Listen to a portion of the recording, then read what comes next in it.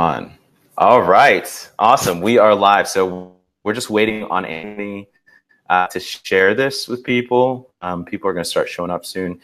But yeah, so guys, for those of you who are starting to join on, we are talking about PPC, and I have one of my best friends, Sean Smith, here with me. Sean, what's up, man? How's it going?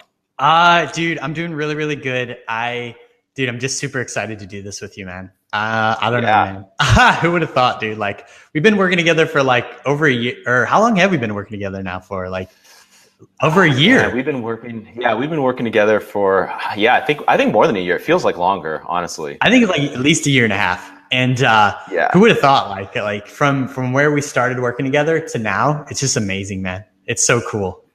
Yeah, it's crazy, man. And we started working together. How? I remember I was like, okay, I'll tell you guys a story. So I use this company called CPC Strategy, which I don't recommend. And they managed our PPC, and they really, really, really sucked. So I was just struggling, trying to find someone to replace them. My ACoS was what, like at 40 or 50%? I think something like that. It was around 50. Yeah, 50. Oh my God. And I was just like so stressed out because we were bleeding money. And then I saw your YouTube videos, and I was like, this guy seems like he knows what he's talking about. So I hit you up on LinkedIn. You finally respond to me. And then immediately on our first conversation, I was like, dude, this guy knows what he's talking about. I want to try him out. So I think that's how the story went. That's exactly how the story went. You reached out to me on LinkedIn. We got on a call, and it was literally me, like by myself. Like I didn't have anybody. Like I didn't have, it was just one guy sitting at a computer, and we just started working together. And dude, for a year and a half now. So it goes to show that we're like growing together, which is super dope. Man. Yeah, man. Seriously. What's up, Ben? Welcome, man. Tony, good to see you here. Ben, Ben. So Sean, why don't you kind of give everyone just a good sense of like, what you do? Okay. So we started together. I was probably one of your first, like, 7-figure accounts, or sorry, 8 figures. And you were. I was 7 figures, and then we did 8 figures. But yeah. So where are you now? Like, tell us more about like, what you do now, and why we should listen to you. Definitely. So basically I started about 2.5, 3 years ago. I started doing PPC services for Amazon sellers. And that was because I had a digital background. I used to do SEO, and so I was really strong. And I noticed like a lot of people didn't have that. And so I started helping people locally, and I did a workshop locally. And then I started kind of like charging for like coaching and services. And then really just made sure that I was in the right community, and made sure that I was honest, and built relationships as I refined my skill set in PPC. And then, started hiring people. It's been about 2.5, 3 years. We have about, I think we work with like 8 or 9 people on our team. And then we also have, we actually recently stopped taking on any new accounts. Like we just don't take on any new accounts, because me and Taylor Bentard of Better AMS, we launched a training program called the PPC AMS Accelerator. It's a 7-week PPC AMS training program, basically taking the systems that we've built to get the results for the people we work with, and publish those and give those to sellers that need them. Awesome. Cool, man. So you manage a ton of 7 and 8 figure accounts, or you have managed a ton of 7 and 8 figure accounts. So, everyone who's like in here right now, if you have trouble with PPC, just go ahead and let us know. Type yes or whatever. Tell us a little bit about your problems. And if you have questions, by the way, leave them in the comments and we'll make sure to answer them. But let's just get started. So, I think one of the issues that people have with PPC is it's like a black hole, right? They're spending a lot of money. A lot of people aren't profitable doing it. So let's start with the basics. I mean, how can someone, when they're first launching a product, how can they utilize PPC effectively in their campaigns? So when you first launch a product, there are a couple things I would totally look at. I would look at the price point of your product. So you need to look at the price point of your product, because generally lower priced items have a higher conversion rate, and higher priced items have a lower conversion rate. But again, if you have a lower priced item, the cost per click of your market is really going to determine your ACoS. And so, keep being conscious of your price point and realistic with it. Like understanding that a $10 price point, is going to be really hard to get a good ACoS for. Definitely set budgets. So make sure that you say like, hey, I want to spend X amount per day on the product. So like, $40, $50 a day for that specific product. Give it a budget and then monitor it over time, and then see how the keywords perform. And then when you're launching a product, I highly recommend focusing on really targeted keywords that describe your product really well. So, I mean, it's kind of common sense, but stuff that, that if somebody typed it in and clicked it, then they would buy it. But also using tools like we really like using Helium 10's Cerebro reverse ASIN tool. We've been using that a lot lately. Yeah. That's really cool for competitors. I also recommend when you're launching, you don't have any data, but maybe for the fun of it, even if you've gotten a few sales, do a reverse ASIN on yourself. We actually get really good results doing reverse ASIN on ourselves. And when you say reverse ASIN, you're talking about like Keyword Inspector, right? So like we don't use that as much as we used to. We use Cerebro by Helium 10 these days.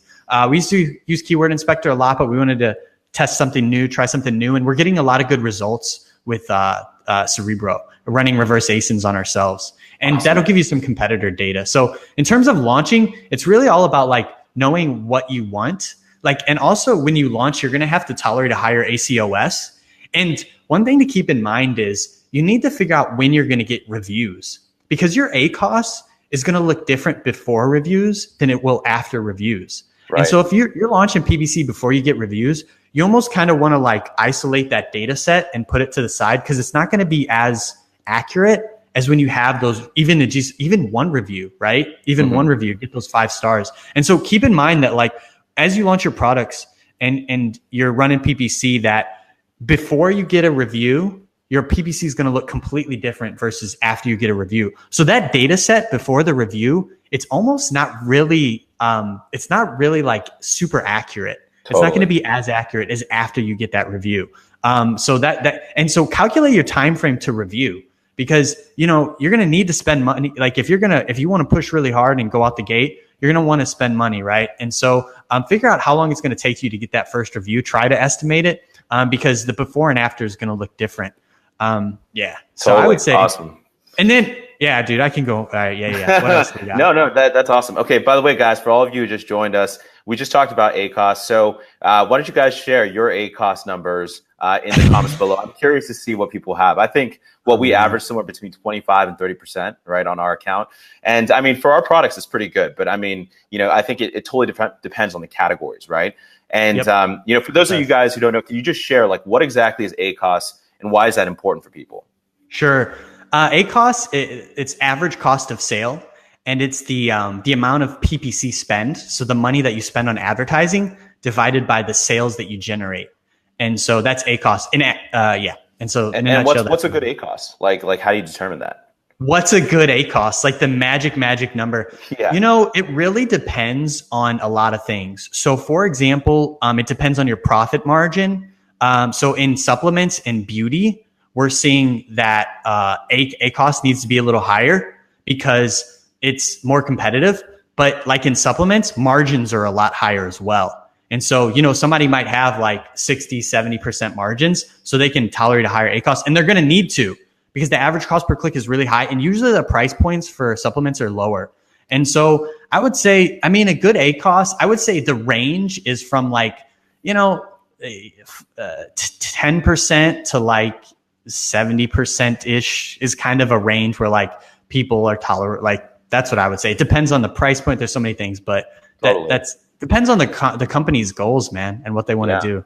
And so, so we see this, right? You mentioned that like when you have no reviews, your ACOS is going to be dramatically different from when you do have reviews. And so the same thing kind of applies to when you launch a product too, right? When you launch a product out the gate, we found that our ACOS is pretty high.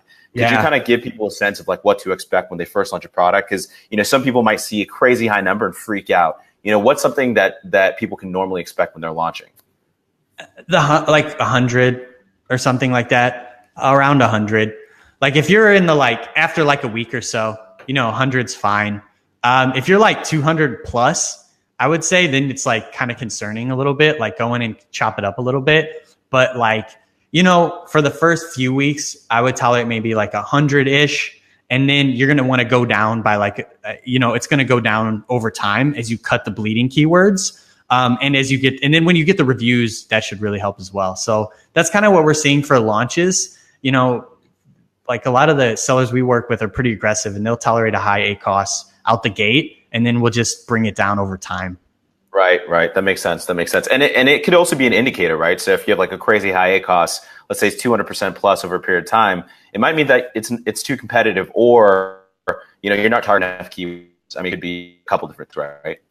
Yeah. So one really good indicator is if you're targeting keywords, like if your keyword set like describes your product pretty accurately, and you're not converting for those like what you should, like what we would consider highly relevant terms, and like those aren't performing at all, then yeah, like it goes back to an inventory decision. It's like, man, like I'm not getting a lot of organic sales. The keywords that exactly describe my product are not converting. And so it's like, man, like what do you do? And that's where people get like really worried, like, because if you're not converting for a keyword that describes your product, it's like, you're not going to convert for anything else, right? That's just not how it's going to happen. And so then that's when you have to be like, hey, like, is this a stinker? You know what I mean? Yeah, totally. It's something we talk about all the time. And I think that also plays into relevancy, right? Oh, by the way, guys, before you start, Sean, I want to hear where you guys are coming from. I see we have like 20 people. Leave some comments. Would love to hear where you guys are joining us from. So leave them in the comments below. Sean, you're talking to us from Chicago, right? Yeah, I'm in Chicago. Awesome, man. Awesome. So, okay. So let's dive into to relevancy. I think this relates to relevancy. So you mentioned if you're not converting for your keywords on ACoS, if you have a high ACoS for like the keywords that are really relevant, let's say it's a garlic press and it's garlic press, it could be that it's very competitive, or it could also be that Amazon isn't seeing your listing as relevant, right? I think this is a term that is becoming more and more important, the relevancy of how Amazon evaluates your listing. So could you speak more to that and how it relates to PPC? All right. So I come from an SEO background. So I used to do SEO. And so like, I'm a keyword nerd, like SEO is my jam. And, I was taught I was ingrained in my head as a Google SEO, these certain foundations. And really what relevancy boils down to is indexation. That's all it boils down to, right? Like indexation. Like, this isn't necessarily PPC related, but it does really relate. Like if we're not indexed for a keyword, it affects PPC. So you got to make sure you're indexed for your keywords. Like that should be something you do fairly regularly and something you should really like hone in on. And so making sure you're indexed for keywords is really important. And all indexation is, it's the most important thing for a search engine, because a search engine is just a robot that with a bunch of files, right? It's like a big file cabinet. And then whenever somebody types in like a search, like a keyword, then what happens? All the robots go to the file cabinets, and then they pull all the files that make sense, that have like those words in it, and then they show you those files. So imagine in your head if you had a file cabinet, right? And you see, and each file in the file cabinet had a word on it, and in your head you were like, blue wallet. Then you go to the file cabinet and you look for blue wallet. That's exactly what a search engine does. Totally. I know that's So indexation it's so crucial, man. I would say making sure you're indexed is huge, and making sure you're in the right category as well. I know that's not PPC as much, but completely fundamentally like really important. It will influence it. Yeah, I think you're right. Like the category piece is super important, because I find that if I'm in the wrong category for the right keyword, my product might not even show up, which is really interesting. So yeah, that's a key, guys. Another thing, Sean, that you taught me that I think would be helpful for everyone who's watching is a good way to test whether or not Amazon sees your listing as relevant is by actually running like a manual campaign on your listing and seeing the keywords that Amazon suggests, right? That just gives you a specific idea of exactly how Amazon views your listing. If it's relevant, then that means you've optimized your listing pretty well. Yeah, we use, so when we're kind of going aggressive and stuff, and we want to do, we've seen some really good results with suggested keywords. So if you go into your PPC campaign and you type create campaign, and then you add your product. So like, let's say you're selling like a blue wallet or something, you add your product, it'll say add keywords or suggested keywords. You can actually copy and paste those suggested keywords and see how Amazon's, what Amazon comes up with. And the more keywords, the better. And as you generate sales, those suggested keywords evolve over time. And we've seen that those perform really well for us when we've got good products. And if you don't have a lot of keywords, then like you could even submit a support ticket, or if we know somebody at Amazon, be like, hey, why don't I have a lot of keywords in the suggested keywords? Totally. Awesome. Okay, cool. So we got a couple questions. We got a bunch from Benjamin. Benjamin, love it. Thank you for putting down a question. So I'm going to show this question. It is, what's a typical click-through rate percentage that you aim for? Do you look more at ACoS percentages and profitability rather than CTR? All right, Ben. Ben's my man, by the way. I love Ben. So that's a really good question. So I was talking to the guys over at Press Design. They're like a software company, like a PPC software company, a long time ago. And they ran a study figuring out if there's a correlation between CTR and like performance, like sales. And they didn't find one. And dude, honestly, I personally, dude, I mean, I'm going to get roasted for this one. I'm going to get roasted, but I just don't, I haven't seen, maybe I haven't run the right study, but I don't usually optimize for click-through rate because I've been in situations where it's a high click-through rate and the ACoS is way too high or it just didn't convert. Right. And so that could go back to a listing issue, I'm sure, but I like to optimize for, ACoS. I like to optimize for conversions and ACoS as well.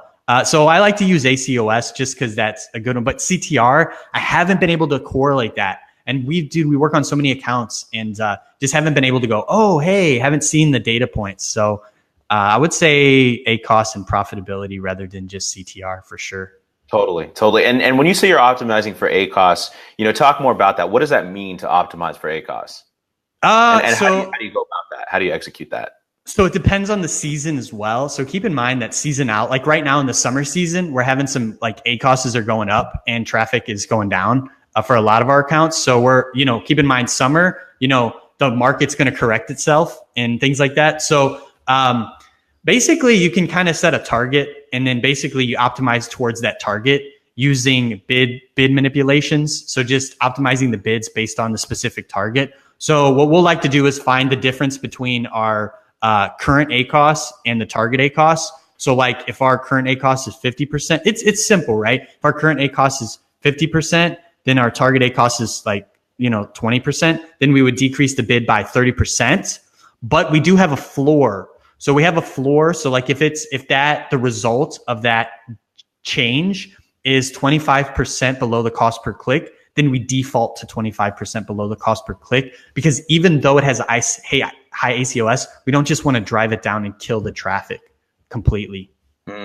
Interesting. Wait, so does that apply to let's say, because I know your method, right? You just literally, sometimes you take like a massive amount of keywords and just dump them inside, and then you're testing a bunch of keywords. So it's insane. There's some keywords where it's like, I couldn't imagine that being a good keyword, and sometimes they work and sometimes they don't. But you're saying sometimes if it's relevant but it's not driving much traffic, you want to decrease that bid and you don't want to shut off the keyword.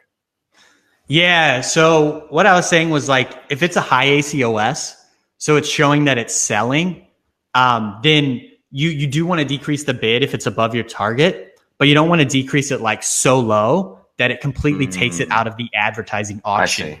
And so we have a floor. We have a percentage floor for when we optimize for ACoS. So we give it a floor because if you're paying $1 per click and you're at like a certain percentage, well, I'd be willing to pay 80 cents a click, right? Because I know my ACoS is going to go down, right? So I'm not going to get as much traffic. I'm going to be in a different spot on the ad auction, but my ACoS will go down. Because really what you're trying to do is drive down the CPCs, which that's like the kind of goal of bid optimization is drive your cost per click down. Because you want because when your cost per click goes down, then your ACoS goes down along with it. Got it. Awesome. And so, I also want to address the second part of that question, Ben, which is optimizing for profitability. So that's something that I think a lot of sellers have difficulty doing, right? And, we've come up with a really interesting strategy that I really love. And that relates to allocating a percentage of revenue towards PPC. Could you talk more about that? That strategy and how, sellers might be able to apply it to their own? You use that one. You taught me that one actually. So thank you. You taught me that one back in the day. Dude. So we basically do a percentage of revenue. So what'll happen is we'll calculate what the daily sales are, and then we'll take a percentage of that. So I think we're willing to spend on a daily basis 6% of our total revenue towards advertising. And then what that does is it cuts it off. So the benefit is we cap our daily spend so that even though we keep selling, so it increases the margin, even if the ACoS is high, right? It'll still increase the margin because you're cutting the spend and you'll still get sales. The only drawback is that, you might run out of budget throughout the day, and then your sale, and then, you're not showing in the ads your ads aren't showing. Right. But that does help a lot. Right. Yeah. It helps if some people find that their PPC spend is out of control. So let's say, you're averaging, 50 to 60% ACoS, and there's no way for you to cut it down because it's a highly competitive category. It might be beneficial for, some of you guys to actually budget out your PPC and say, okay, I'm going to track my daily spend against my estimated daily revenue for this particular SKU. And that way you can make sure that, hey, I budgeted 6% or 8% of my revenue, and I know I'm going to be unprofitable or I'm going to lose some money, but it's okay. I'm only giving away a certain percent, because you could theoretically just let your PPC loose at that ACoS and you'd be bleeding money. But obviously the ideal situation is, let's say, your target ACoS, you hit your target ACoS, which is below your margin. And so you're actually profitable on every single sale. Then you can just let your PPC run wild. Yeah. You could. You kind of could. So I would say there are a couple exceptions, like Prime Day and Christmas. You want to cap those days, because even if you get a sale from PPC, it might not be. We cap those days because it ends up being more profitable if we cap the actual daily spend on those specific days, because it goes wild, man. Totally. Well, okay. So what's your strategy for, for building campaigns in your PPC around Prime Day or holiday seasons? What would you recommend that people do? So for Prime Day, so actually I've been working with Amazon. I'm sure everyone on this call who's selling on Amazon has been, a rep has reached out to you and said, we have a new tool that looks at 2017 Prime Day data and analyzes it, and we're going to use this tool to launch new campaigns. Well, I did it, and it's just really high bid auto campaigns. So I don't know. I'm a little worried. I was thinking they were going to crunch some data and then output some amazing keywords or do something crazy. It was just auto campaigns, man. That's all it was. It was auto campaigns. So that's what Amazon is kind of telling you to do. And then what they do is they'll upload them and put maybe date ranges. What we do is we increase the bids by maybe 20%, the day before and the day of, and then we'll cap the daily budget. So we're going to cap the daily budget. We'll just come up with a percentage. We usually do it client by client basis, and we'll cap it, but we need to make sure we cap the daily budget. And so that's what we do. We try not to go too crazy. In terms of creating new campaigns and stuff, the main thing we'll probably do is pull search terms and test unique search terms. But generally, if you have a well-optimized account, it'll just tend to work well automatically. Okay, awesome. And what about Christmas time? The same thing applies? Yeah, Christmas time's really cool because the same thing applies, but I like to bid on holiday keywords, still stocking stuffers, Christmas gifts, things like that. I like to test those because, for example, Father's Day is in a few days, and I know I work with some people where we have really Father's Day products, and they're killing it for Father's Day keywords, really long tail stuff too. And so, when it comes to holidays, I get on calls with people. Nobody does it. Nobody bids on holiday keywords, really. And so if you have holiday relevant keywords, I highly recommend testing those, Mother's Day, Father's Day, any national holidays where you can relate it, Easter, things like that, because you will see a spike. And what I always do, I go to Google Trends. So for holidays, I go to Google Trends and I type in Father's Day gifts. And then I look for when the searches kind of start trending up. And then what I'll use is that day as the start date of my campaign. And then I'll do the day after as my end date of my campaign. And then I'll let those run and obviously optimize them over time. But yeah, that's kind of what we do for the holidays. And well, for the holidays, do you find that the PPC campaigns still work even if let's say the back end search terms don't have, let's say, Father's Day or holiday gifts or Christmas gifts, like does a PPC campaign still work, or you have to have it in there? Yeah, you want to make sure you're indexed, man. Like I haven't run any formal studies because back-end search terms is not my jam. But yeah, dude, I've been in situations where I was wondering why we weren't getting any traffic, and then I was like, we're not indexed. I used there's an extension that I use to see if we were indexed or whatever. So what I'll do is if somebody wants to do the Father's Day, like if I feel like their products are eligible for that specific holiday, if your products aren't eligible, like it's completely irrelevant, then I might not even ask. But like if it's super relevant, then I'll be like, hey, here's a list of the keywords that we're going to test. Try to get indexed for these. But these, I put together a pretty comprehensive list. So usually can't index for all of them, but really getting the core one, like Father's Day gifts is really important. Cool. And by the way, that tool you're talking about, I know because we use it too. It's Keyword Index Checker, right? The Chrome extension. Yeah, KW Index Checker. It's awesome. So guys, you should definitely check your listings. Make sure you're indexed for the keywords that you're looking for, and you can easily do that by using this Chrome extension. I think you can also use Helium 10 for that too, right? You can do like an index checker, I think, on there as well. And seller tools, most of the keyword tools have this ability to check whether you're indexed for keywords. And definitely make sure you're checking against that, because if you're not indexed, your PPC is going to be mad expensive, or it's not going to work at all. So yeah, make sure you check that. Cool, guys. We have another question from Ben, and here it is. It's, what's the best structure for PPC campaigns? This one, I think you have a lot to talk about.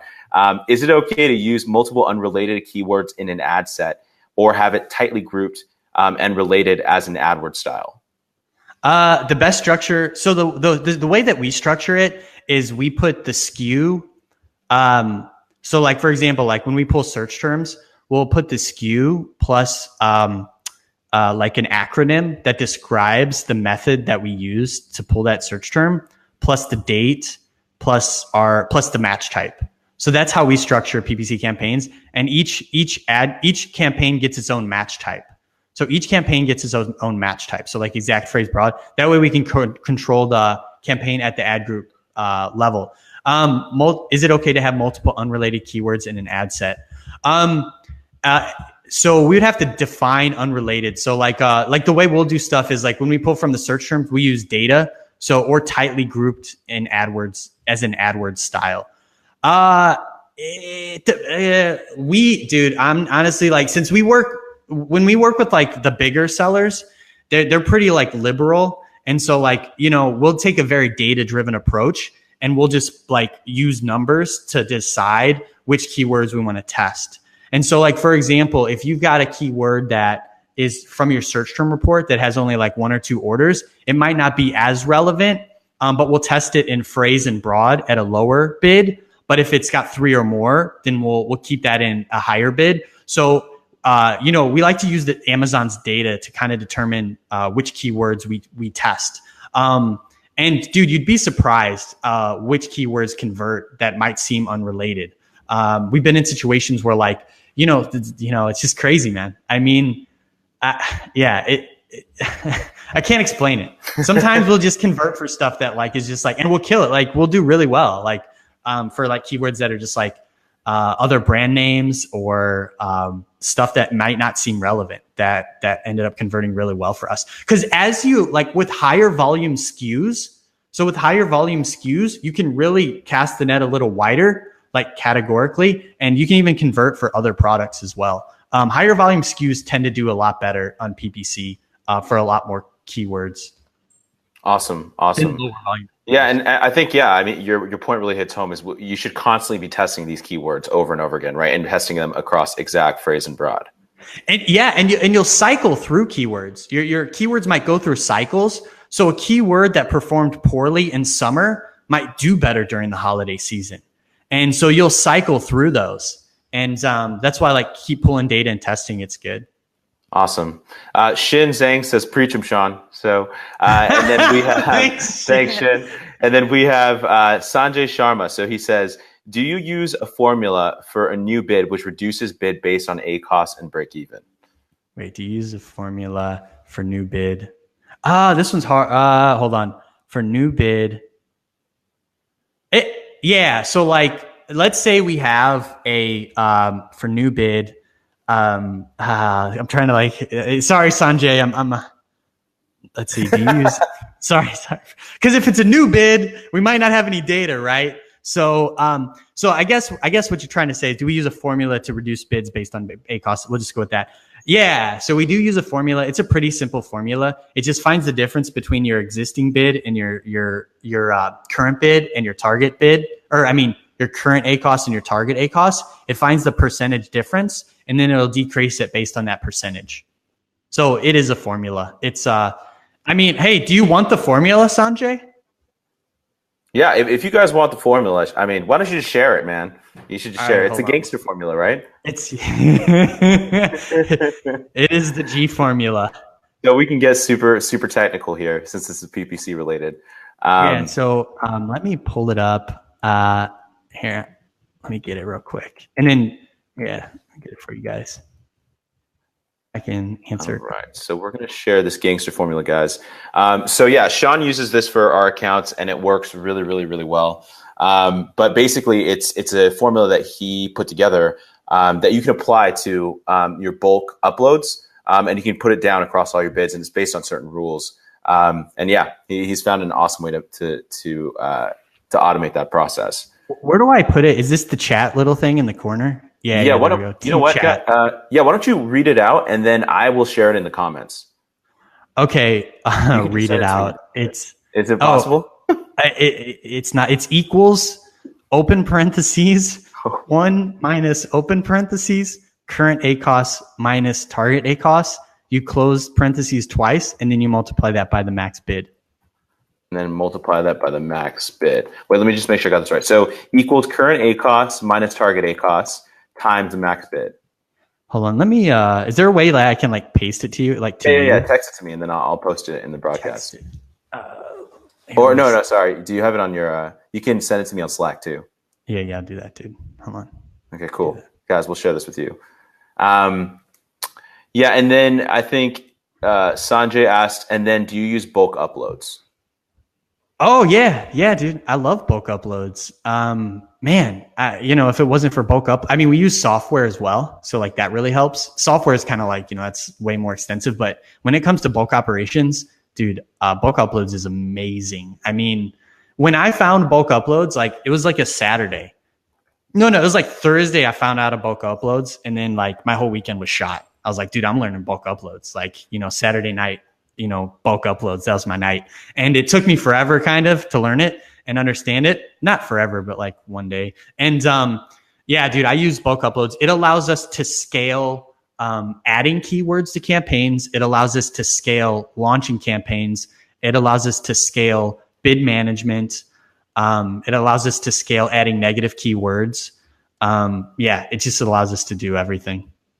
Awesome. Did you find it? I just sent it to you. Okay, cool. I'm going to post this up in the broadcast, guys. All right. Oh, yeah. I totally didn't get this one right. Hey, Sanjay, do you use bulk uploads? Yeah. Let us know, Sanjay. If you have a cool tip. All right, guys. That is the formula right there. You can see that on the screen. So why don't you walk us through this formula real quick? Sure. So, you don't have to really care too much about the parentheses and the ones. Really all it does is takes your current A cost if it's 50%, and then your target A cost if it's 20%, then it multiplies it by the bid. Max bid means current bid. So let's say your bid was $1, and then your current A cost was 50%, and your target A cost was 20%, then it would increase that to 70 cents. It would decrease it by 30%. Awesome. Cool. All right. Let's keep going. If you guys have any questions about that, just let us know in the comments, and then we can go ahead and dive in. And then let's see. Hung has a question. What's up, Hung? Is it normal to have a higher A cost for a certain keyword when you just moved it from phrase match to exact match? Is it normal? That's a really good question. Is it normal to have that? I in terms of pattern, noticing a specific behavior. I don't know the answer to that one. I really don't, man. That's a tough one to answer because it varies. I don't have any strong data supporting one or the other, like whether or not it would be higher or lower. Because sometimes we see higher ACoS and sometimes we see lower ACoS. Is it usually the case that exact match is more expensive, or is that not always the case? I think that's a really good question. I would say generally exact match is more expensive, mainly because phrase and broad, it allows them to do more research and you can get different spots in the ad auction. So I'd say generally like exact match is higher. Plus, everyone's taught to bid high on exact match. I mean, the whole industry is taught, hey, bid high on exact match. So if everybody's doing it, then the cost to play goes up. Totally. But you could have if it's not that competitive, you could have a killer exact match and it would be super cheap, right? But I guess the reason why it's expensive is because there's a smaller audience of people to draw from, since it's exact. So there's just less search volume. Yeah, and it depends on there's so many things. It depends on your market. Generally supplements, it's way expensive. But yeah, there are instances where exact match can crush it. But I would say generally exact is more expensive. Whether or not it has a higher ACoS really depends on your conversion rate, and as well as your price point. Cool. Hung, I hope that answered your question. Let us know if that did, and if you have a follow-up, let us know. Awesome. Okay, cool. So Sean TK gave us some props. Thank you, Sean. And Sanjay has another question. I love it. So is there a limit of total keywords per campaign that you recommend so that all keywords get impressions? I see that if I put 1,000 keywords in one campaign, only very few get impressions. Yeah, that's a good question. I haven't run a study on whether or not Amazon will limit the amount of keywords that we'll say hey, only this amount of keywords will get impressions. But generally that's just kind of how it breaks out. A small percentage get impressions. And I'm not sure why that happens. We don't really focus on that too much. We just focus on keep launching, testing unique keywords. And so I don't know. There's not, to my knowledge, I don't know what the limit of total keywords is per campaign. I know the ad group limit is 1,000, but you can add a lot of ad groups. So you could have 10,000 keywords in one campaign. Mm-hmm. But in terms of whether or not, I do think there's some truth to that if you test a bunch of keywords, generally a small percentage of them get a lot of traffic.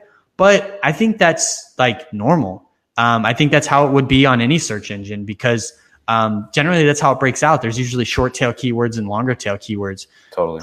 So I think it would break out like that.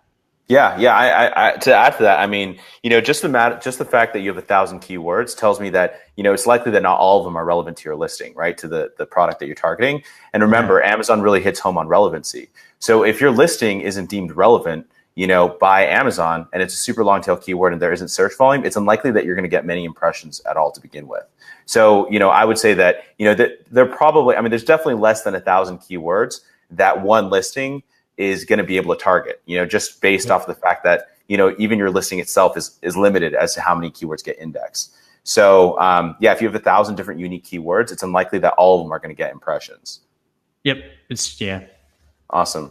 Cool. Hope that answered your question, Sanjay. All right. Next, let's see.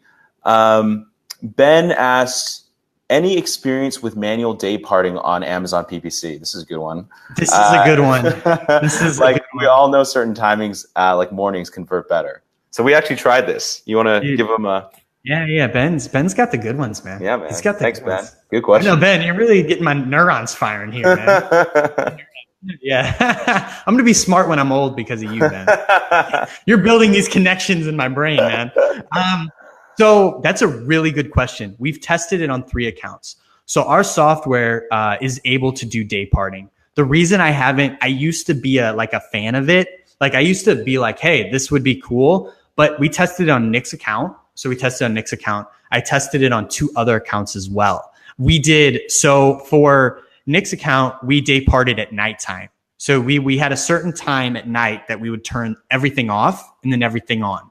And then we had during the daytime, and then I had worked on another account where they calculated the most volume times, and then we turned it off completely. And I never saw, I didn't see anything that was amazing. Like the day parting thing, I didn't find anything. I thought I had way high hopes too. I was hoping it would work out. And a lot of people asked me about this, but those 3 accounts that we tested on, we did it for a while too. And we didn't see like trackable improvement. We didn't see anything too drastic.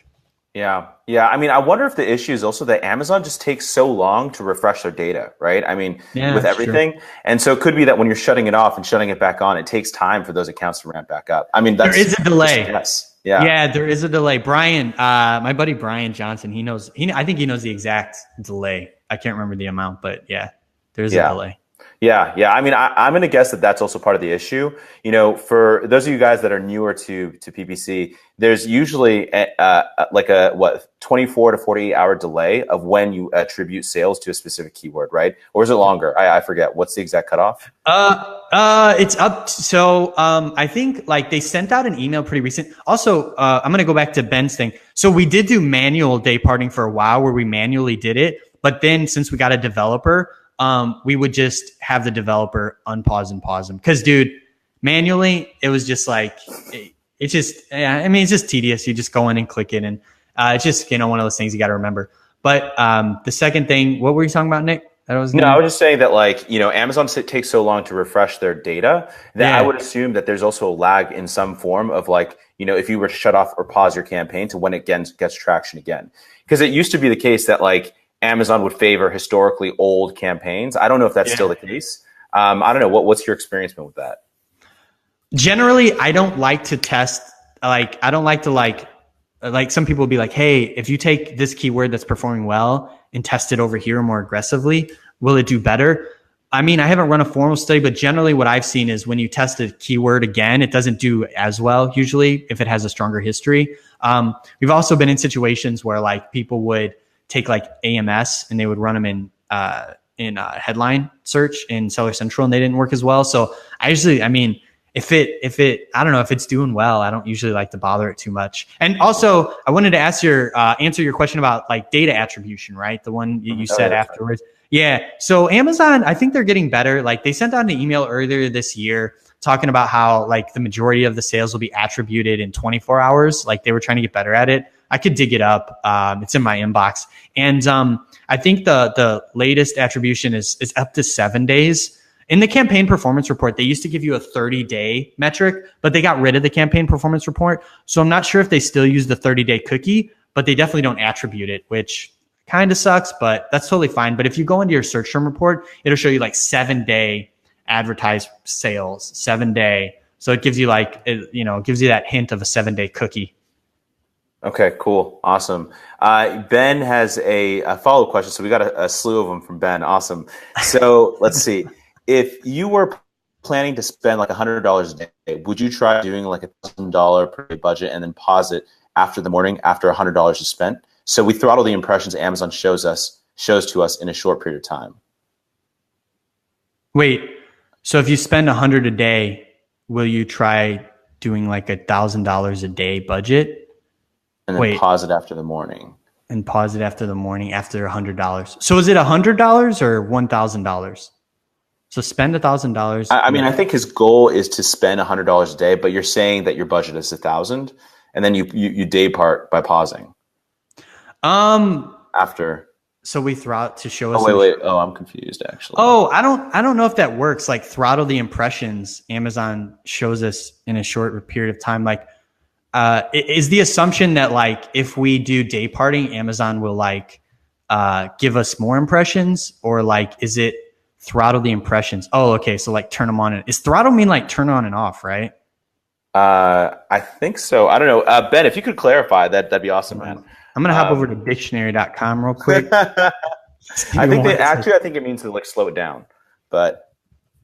Oh, okay. Throttle means also called, is a horse controlling. It's like a pedal to stop the breath, to choke. Hold on. Throttle. Well, okay. So he has a follow-up to that. Does pausing campaigns and resuming it affect the way Amazon treats our campaigns? Facebook, for example, actually, I know this because we were running Facebook ads. Facebook penalizes ads that are paused/resumed.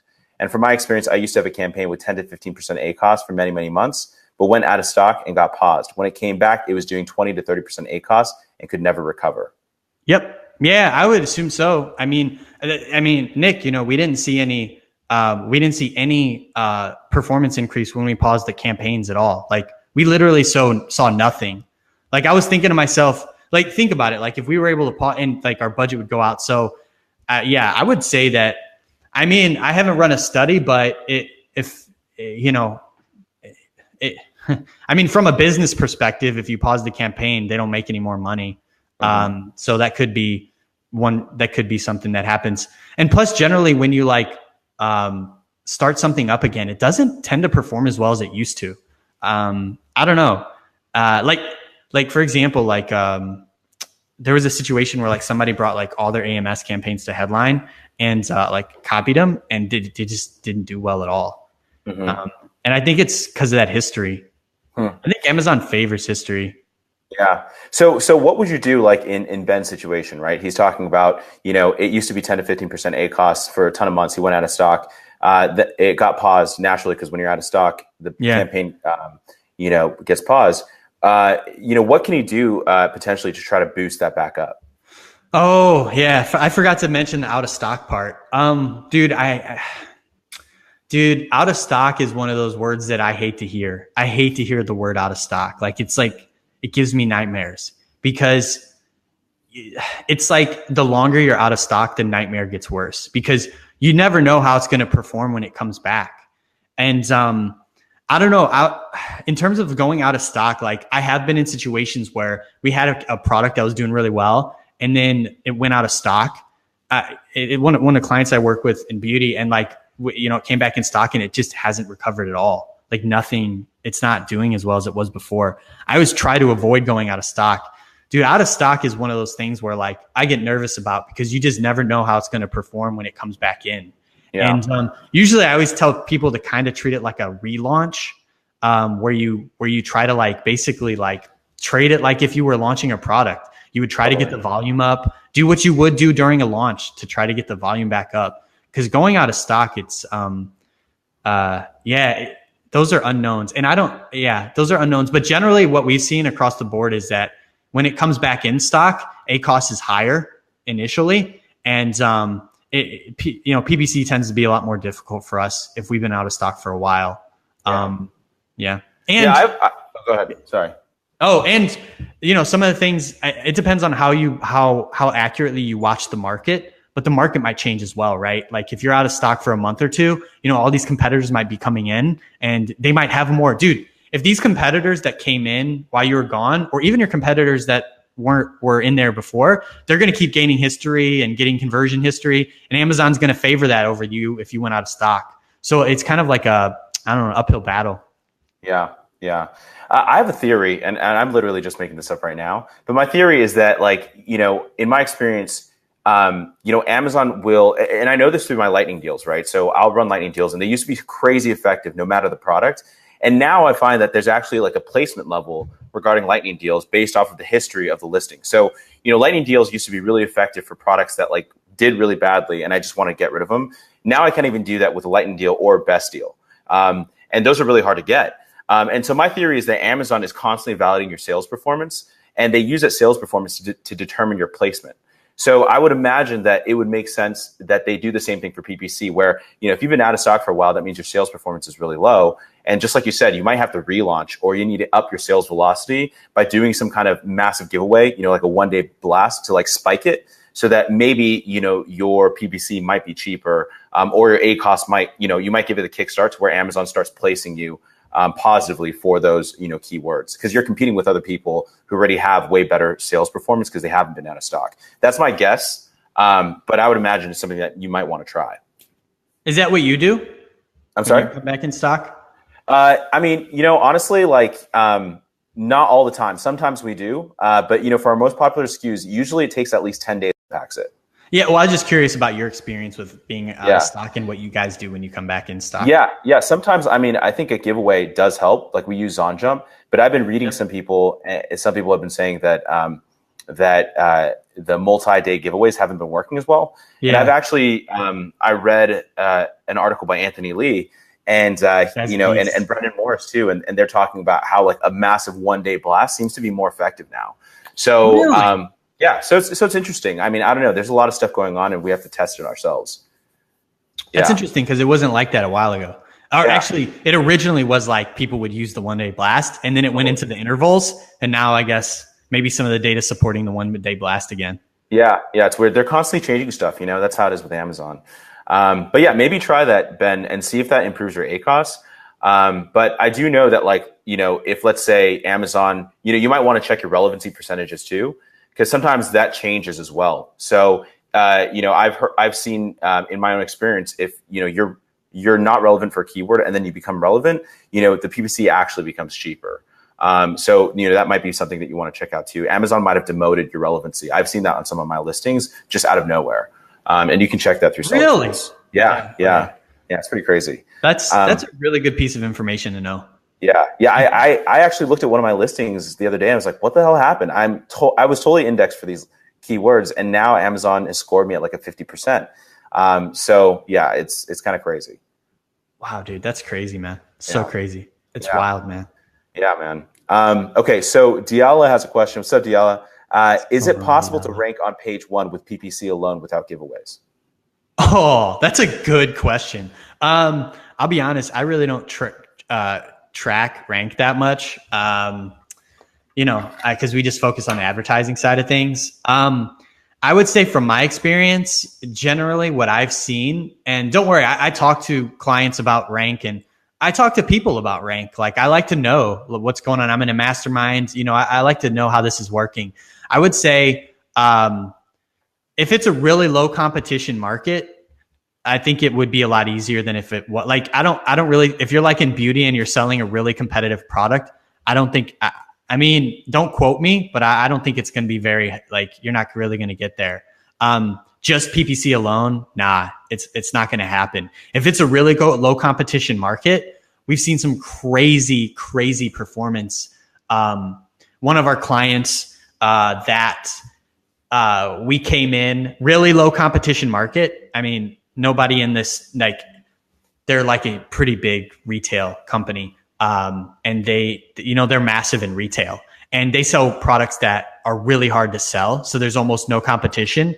And, the PPC just like blasted them, like in a good way. Like, we were ranking and like sales like went up like crazy, but that's because it was super low competition and they weren't really bidding on any keywords. But yeah, PPC alone really helped there. So it depends on the level of competitiveness. And generally, like, Amazon tends to get more competitive now, but like, if you can get a low competition market, it's a lot easier to rank with PPC than it is the higher competition markets. Yeah. I mean, so we talk about this in our course, and we've talked about this multiple times. At least for our business, we usually are able to rank for some of our products on the first page, simply just because like the products that we choose just aren't competitive, or it's in a very low competition category. So, I mean, and you and I, we talk about this all the time, Sean, right? Where, I think the competitiveness plays such a massive factor as to how difficult it's going to be to market your product. We usually don't do giveaways, and sometimes, and most of the time, PPC is enough for us. And we might do a giveaway here and there just to kind of give it a little boost. But we don't do massive giveaways anymore. I just don't think, that's necessarily sustainable. And so, if you kind of follow the steps of making sure you're evaluating your competition properly, ranking for those keywords is going to be a lot easier.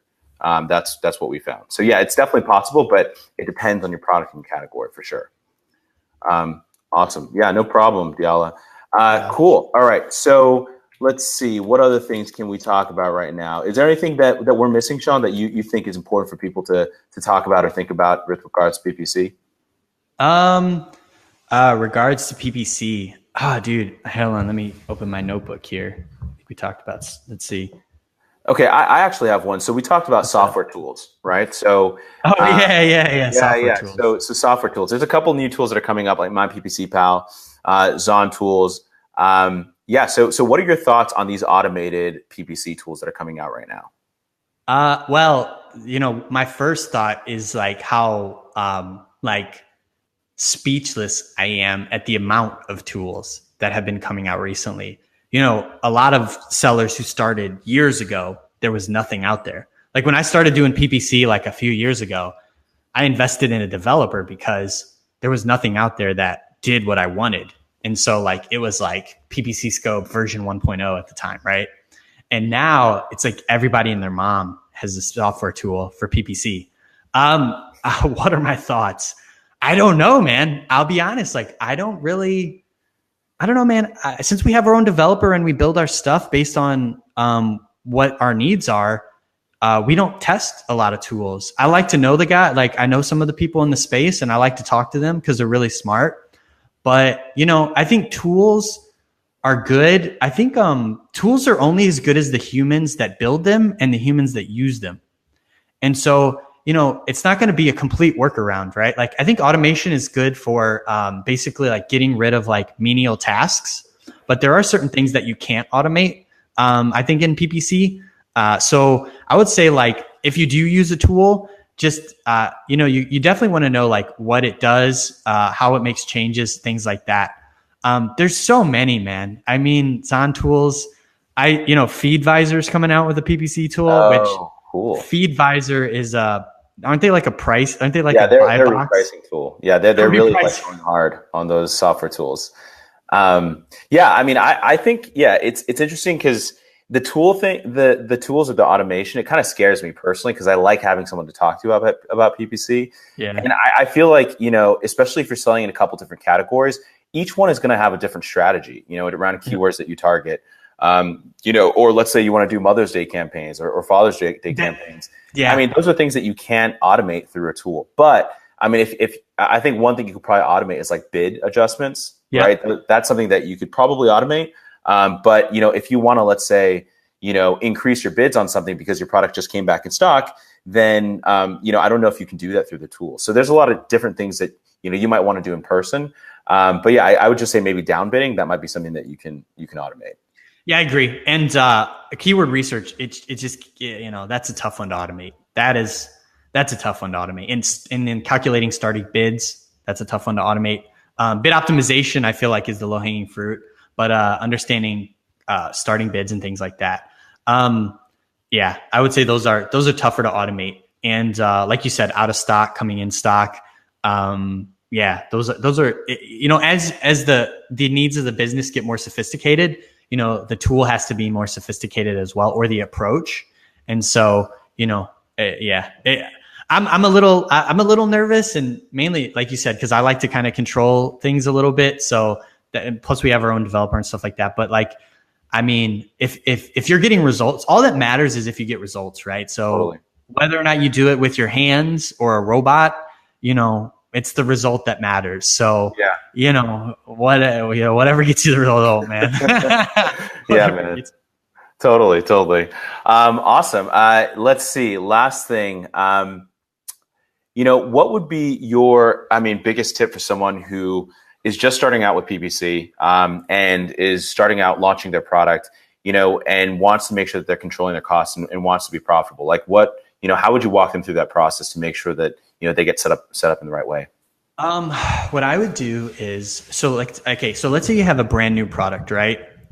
Now, I don't know if you're going to launch PPC before or after your reviews. So you want to decide that. So number one, that's a number one diagnosis. Hey, do we want to do PPC before reviews or after reviews? If you want to go aggressive, you know, you do want to do it before the reviews. I highly recommend doing, setting a target spend for the day for the product.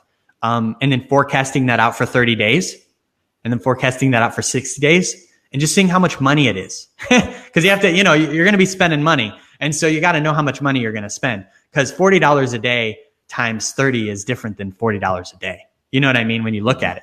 So, you know, look at your numbers, how much your budget. And then what you want to do is make sure that you launch. We usually do what we do. We do 3 auto campaigns instead of 3 auto campaigns. Auto campaign number 1. So what happens is when you launch an auto campaign, Amazon gives you suggested bids. They give you three suggested bids. There's going to be one in the middle, the big one. And then there's going to be one on your, if you're looking at the screen, it'll be on your right-hand side. And then there's going to be one on your left-hand side. The one on your right-hand side, the higher end of the bid spectrum, that's the 75th percentile. And so generally, you know, if you bid there, you're really going to get a lot more clicks, a lot more impressions. It's going to be really high. The middle one is the 50th percentile, and the lower one is 25th percentile. So what we like to do is we like to do one auto campaign that's, you know, equivalent to the higher bid, one auto campaign that's equivalent to the mid bid, and then one auto campaign that's equivalent to the lower bid. The reason we do that, and we usually set it about, I think we'll do like, I mean, it depends on how much you're willing to spend, do like $10-ish. And the reason we do that is because we know the first auto campaign, that high one, is going to run out. And so when that high one runs out, that second auto campaign is going to kick in. It's called waterfalling. And the second auto campaign kicks in, and you're going to get that longer tail traffic, right? You're not going to get as much volume, but you're going to still get impressions and clicks in a different part of the ad section. The third one usually never produces anything almost, but we do it because there have been instances where it like does produce something. But generally, the first two are the most active. So that's what we do with our launching auto campaigns.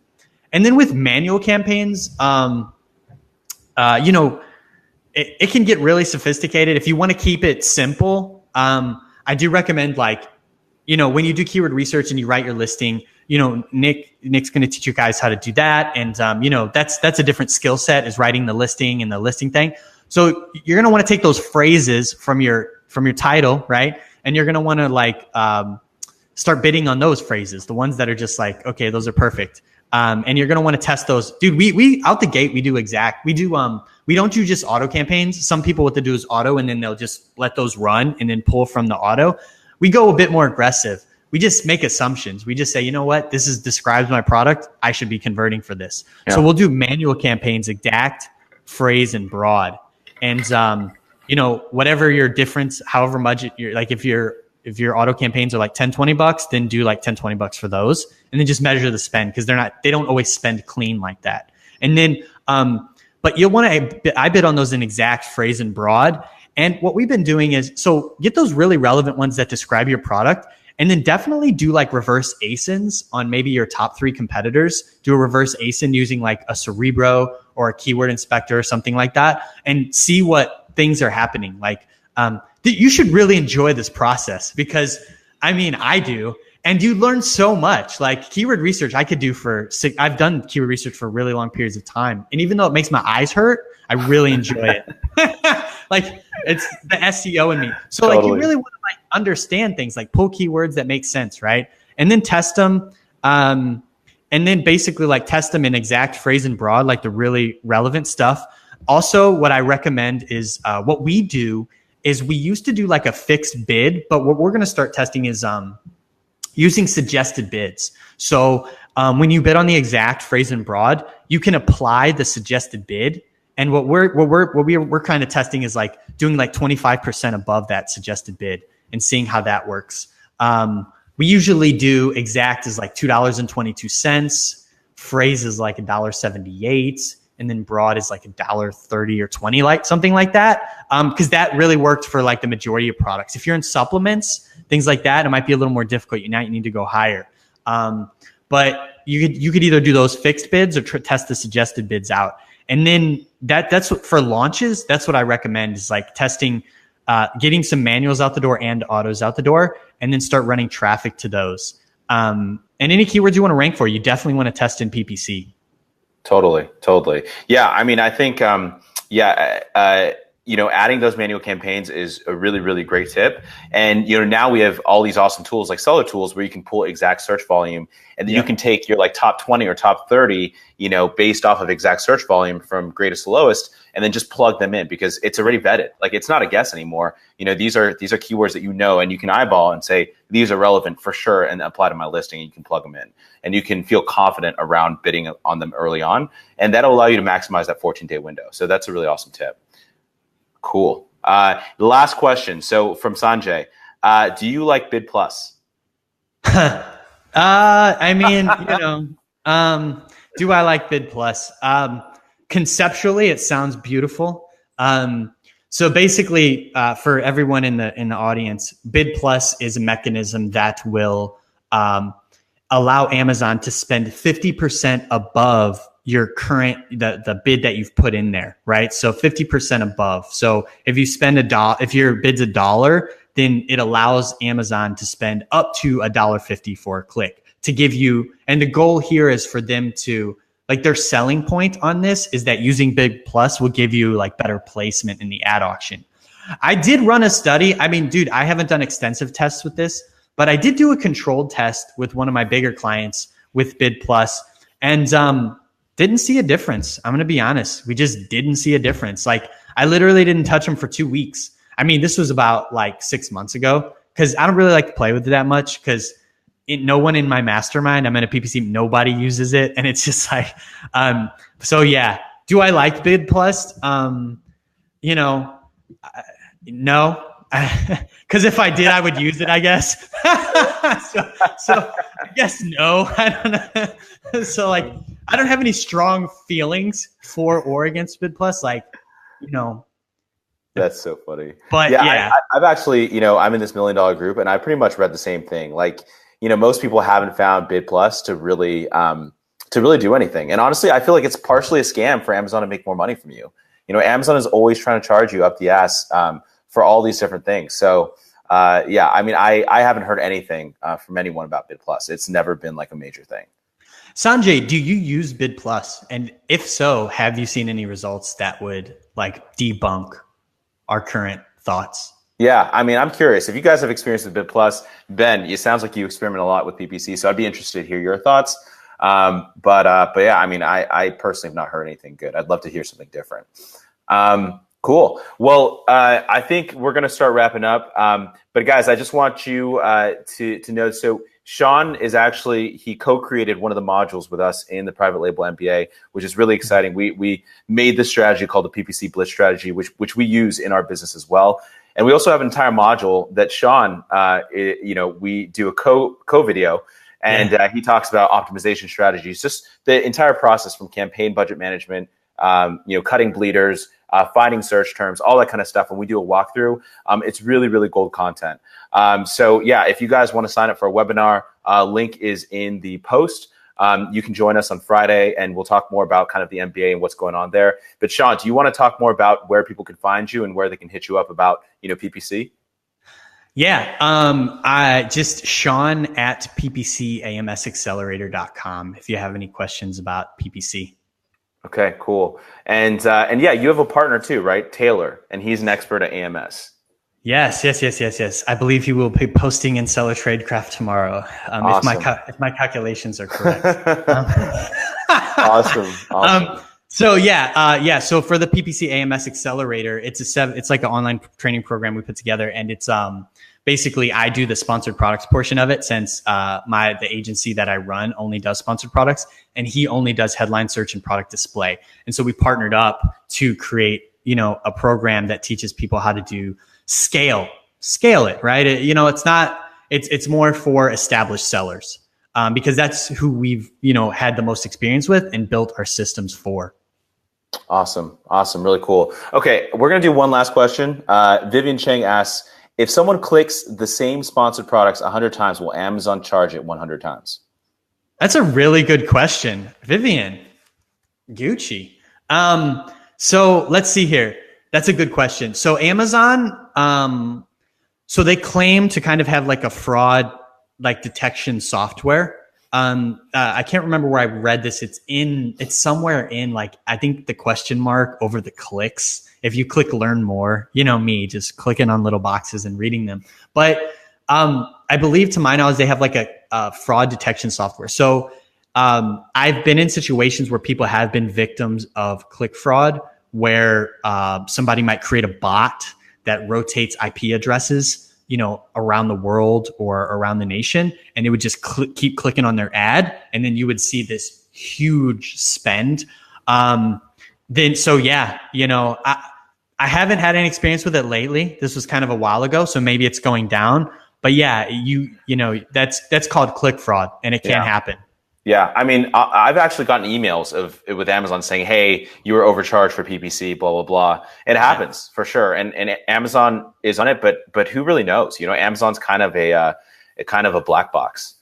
Well, it's, you know, I would say like it's two part. Like, Amazon's partly to blame, and then the internet is partly to blame, because the internet's really easy to do stuff on. Like, you know, bots are really, pretty easy to make, and, it's not, it's hard to track that stuff. So I think they're getting better, but yeah, I think, it's one of those things where it's a big problem and it can burn some money. Okay, cool. Okay, so Sean, I put it up, ppcamsaccelerator.com, Sean at, you guys can reach him here. Yeah. Guys, show some love to Sean, put some likes, put some hearts, show him in the comments.